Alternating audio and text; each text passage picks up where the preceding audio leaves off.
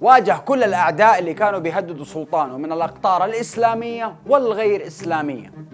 عبد الملك بن مروان.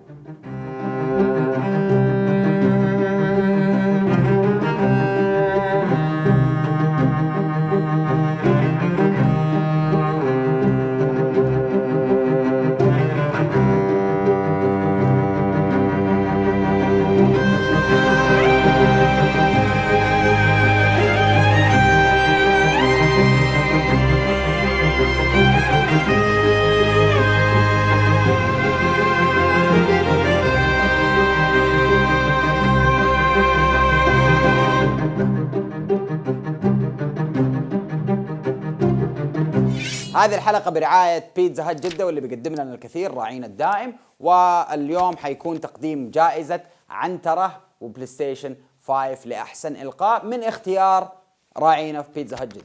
حنرجع شوية لورا وبعدين نمسك خط مع بعض محل ما وقفنا في الحلقة السابقة. اتولد عبد الملك في المدينة المنورة وقت خلافة عثمان بن عفان رضي الله عنه، واللي في نفس السنة اتولد فيها ثاني خلفاء بني أمية يزيد بن معاوية، فكانوا متقاربين في العمر. وكان أول منصب إداري لما معاوية استحكم على الأمر خلاه والي على هجر اللي هي موجودة في شرق المملكة العربية السعودية، وبعدين اترقى وصار ماسك ديوان المدينة بعد ما توفى زيد بن ثابت اللي كان قبلها ماسكها. وعسكريا شارك في فتوحات شمال افريقيا. طيب ايش سر التحول في حياة عبد الملك وكيف صار من رجل متدين وزاهد الى وحش شرس؟ زي ما قلنا برضو لما مات معاوية الثاني اتبدلت الأوضاع في كل مكان، وأعلن ابن الزبير نفسه خليفة في الحجاز. مو بس كذا، قرر ابن الزبير طرد بني أمية اللي في المدينة، وهذه كانت حركة غير استراتيجية وغير موفقة. كان يقدر يمسكهم ويحشرهم ويتعامل يعني كأسرة. كان من ضمن الناس اللي انطردوا عبد الملك وأبوه مروان، فاتجهوا إلى الشام. وفي الشام كانوا على كف عفريت. ليش؟ عشان كان في واحد اسمه الضحاك بن قيس الفهري، وهو واحد من قادة بني أمية سابقا، وكان معاه واحد ثاني اسمه زفر بن الحارث الكلابي. وهذا اسم مهم لأنه كان شيخ على قبائل القيسية.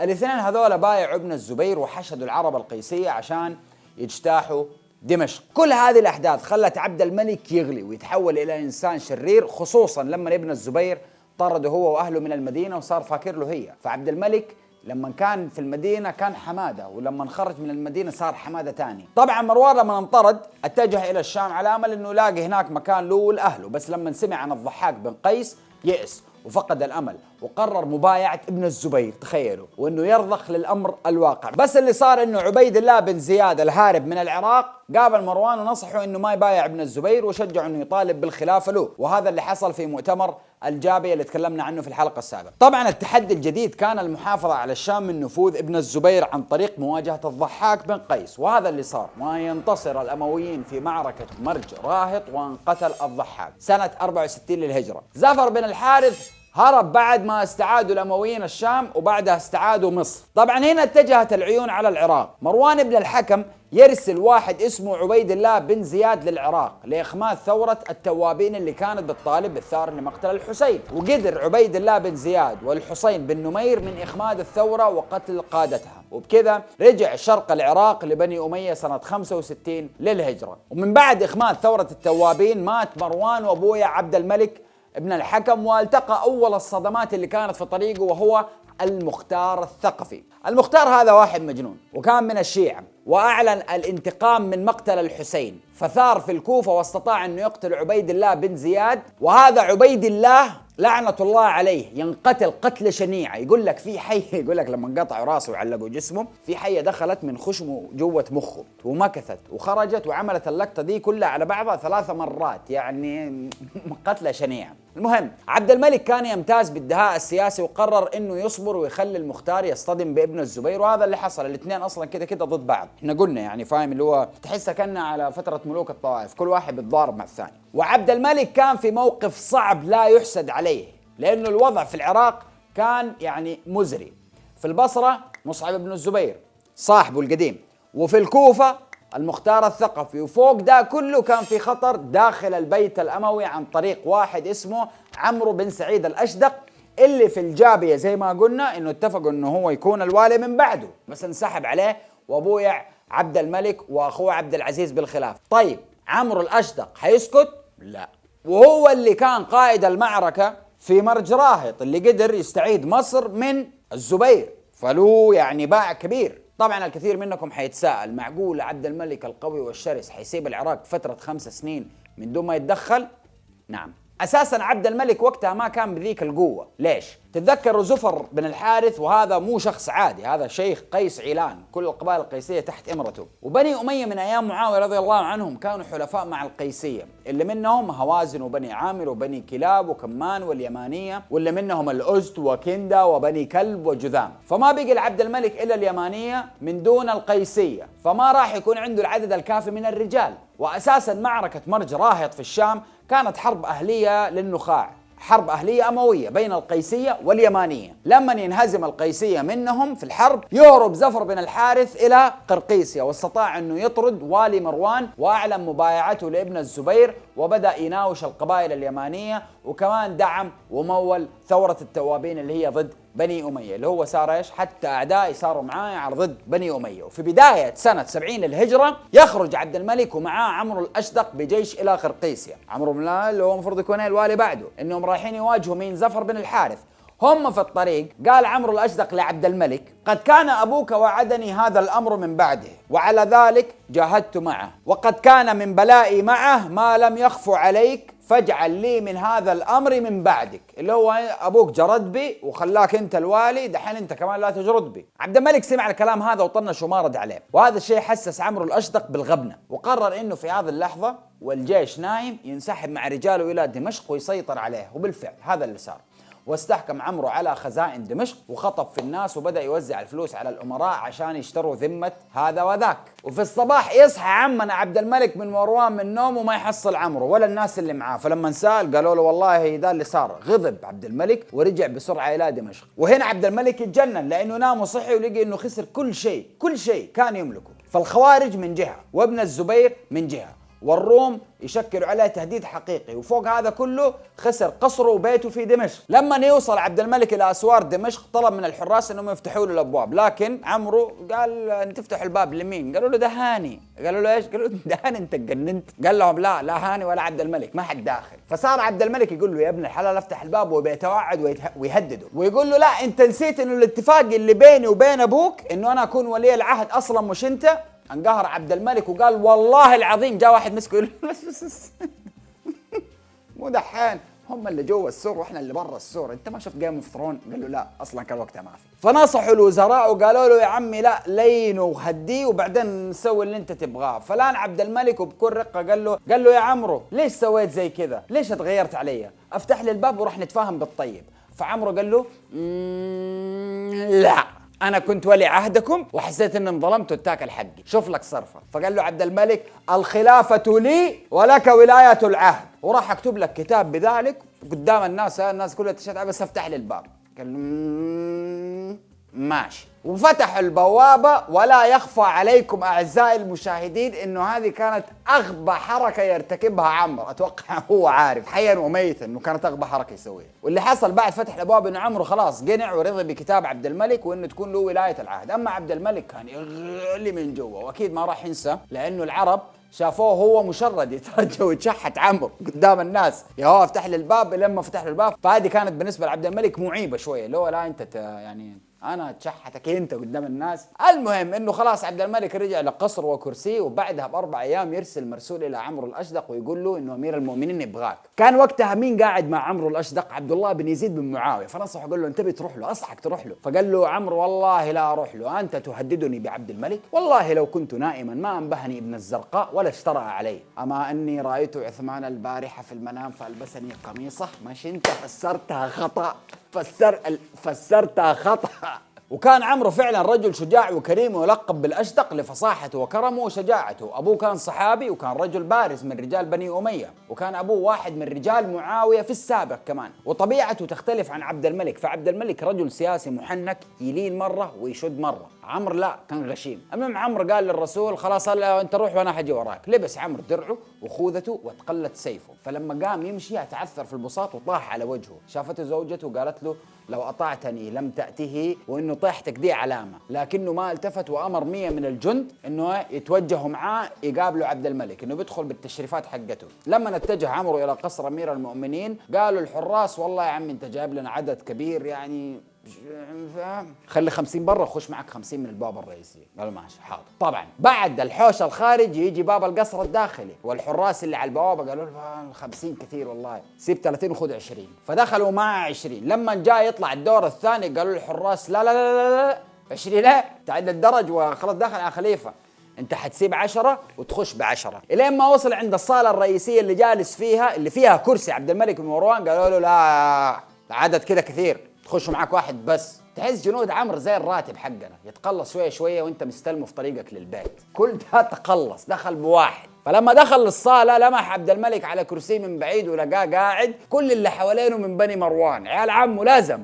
فحس هنا عمرو بالغدره وقال للي معاه بسرعه روح هزم اخويا يحيى. فقال اللي معاه ما سمعتك ايش بتقول؟ قال له بقول لك روح نادي اخويا. ماني سامعك.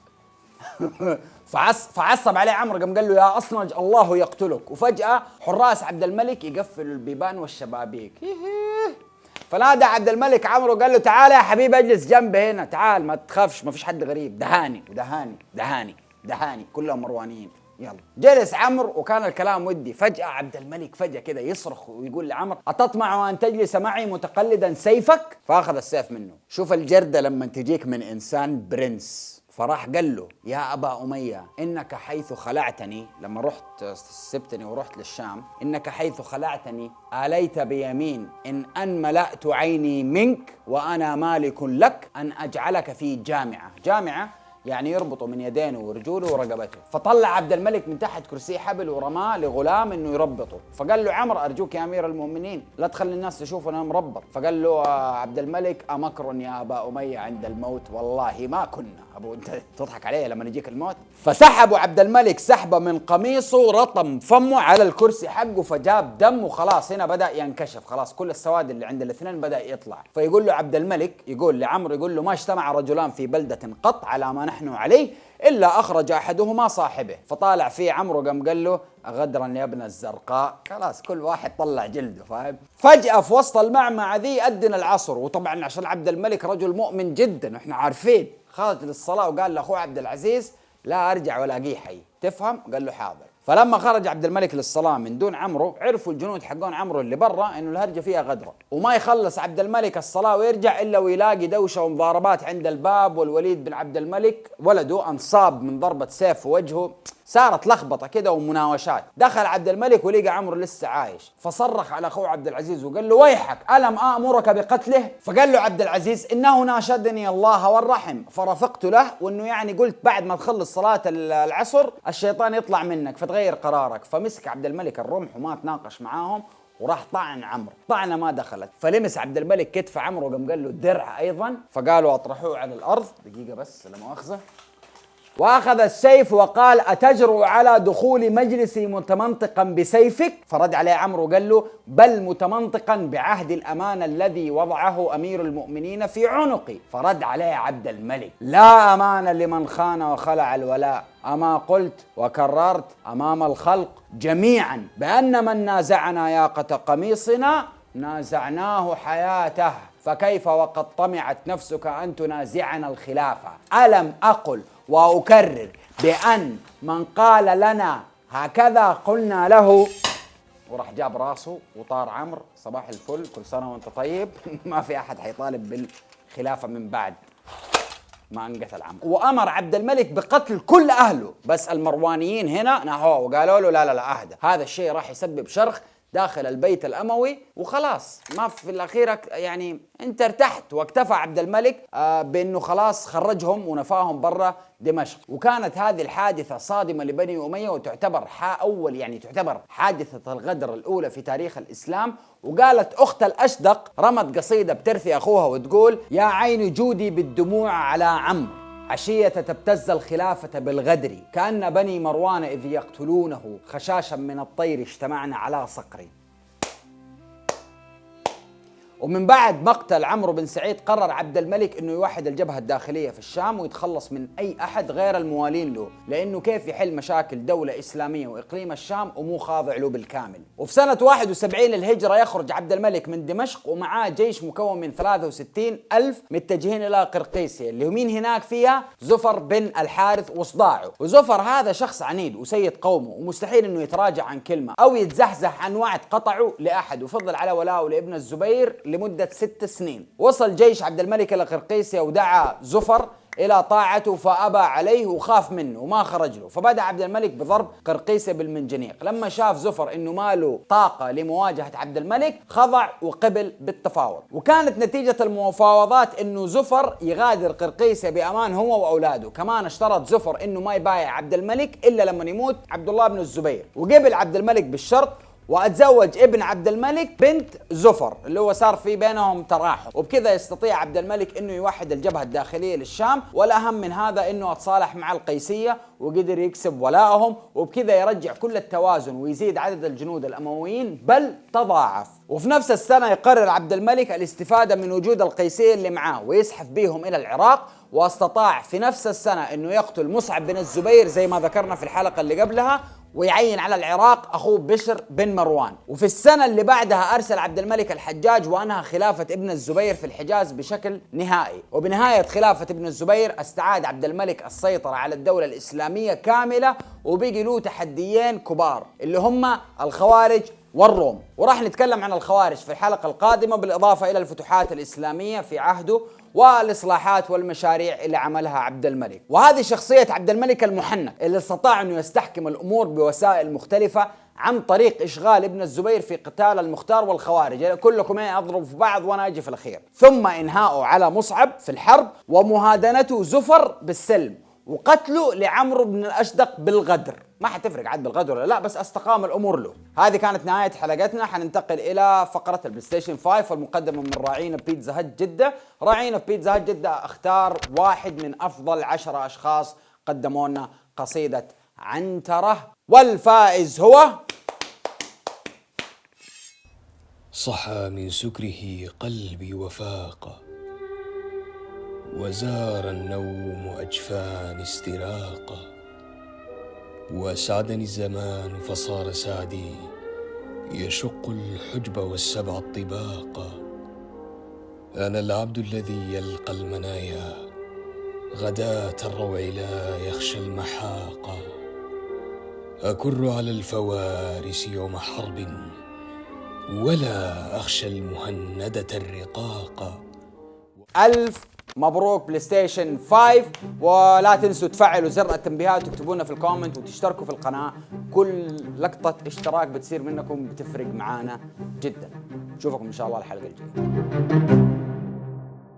هل غادر الشعراء من متردم، أم هل عرفت الدار بعد توهمي؟ سليها كيف كان لهم جوابي إذا ما فال ظنك في مقالي؟ ولولا أنني أخلو بنفسي وأطفئ بالدموع جوى غرامي، ما ذل مثلي لمثلهم ولا خضعت أسد الفلا للثعالي. فلا تحسبي أني على البعد نادم، ولا القلب في نار الغرام معذب. الله در بني عبس لقد نسلوا من الأكارم ما لم تنسل العرب. صحى من بعد سكرته فؤادي، وعاود مقلتي طيب الرقاد. وإذا الجبان نهاك يوم كريهة خوفا عليك من ازدحام الجحفل. وإذا بليت بظالم كن ظالما، وإذا لقيت ذوي الجهالة فاجهلي. لمت أسا وكم أشكو لأني أغار عليك يا بدر التمام.